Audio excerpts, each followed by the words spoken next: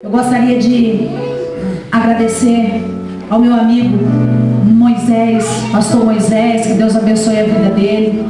Eu disse para você que eu vinha, né, abençoado? Eu estou aqui. Tenho assim um carinho muito grande pela vida do abençoado Moisés, da Lu. Assim, eu não...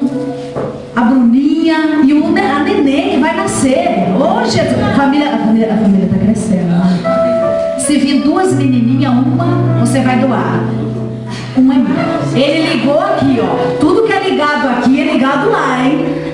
Agradeço a Deus pela vida desse casal abençoado que eu tenho assim dentro do meu coração. E quando ele falou para mim, quando você vai lá? Eu não consegui dizer não. Eu disse, Moisés, eu vou. E Deus é tão lindo na minha vida que eu acabei esquecendo do convite. Mas hoje ele passou o rádio para mim e disse, ei, você esqueceu? Eu falei, não, eu já estou lá. Em nome de Jesus eu vou estar lá adorando a Deus junto com vocês. Amém. O tema da mensagem nesta noite é obediência. Você está disposto a obedecer? Amém. Eu queria que nesse momento você parasse no lugarzinho que você está.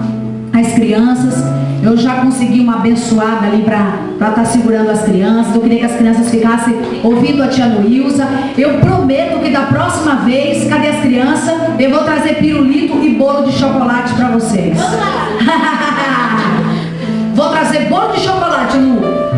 Amém. E pirulito para as crianças. Mas tem que ficar todo mundo quietinho, porque eu quero que essa mensagem está indo para o YouTube. E eu não quero que a igreja do meu amigo Moisés vai dar tudo feio, cheio de criança chorando, criança passando na frente. Então eu quero todas as crianças quietinhas e todo mundo que está aqui para receber aquilo que Deus tem para nós nessa